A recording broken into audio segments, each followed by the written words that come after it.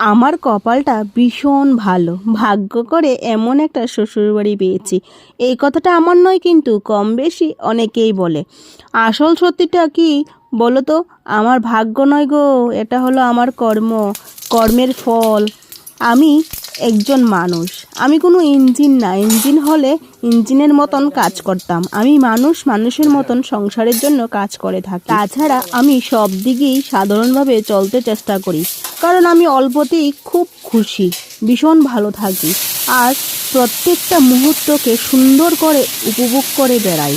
জানো তো, আমি সাধারণ একজন মানুষকে বিয়ে করেছি। আমি যখন অসুস্থ হয়ে বিছানার মধ্যে পড়ি, তখন আমার যত্নের কোনো ত্রুটি রাখে না। কিন্তু আমাকে অসুস্থ হলে খাট থেকে কেউই নামতে দেয় না। কেন বলো তো?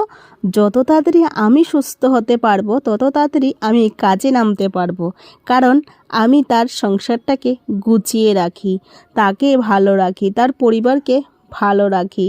তার জন্য আমাকে একটা পরম স্থান দিল এই সংসারের মধ্যে। জানো তো, এমনি এমনি কোনো ভালো স্থানই অধিকার করা যায় না, আর সংসার তো দূরের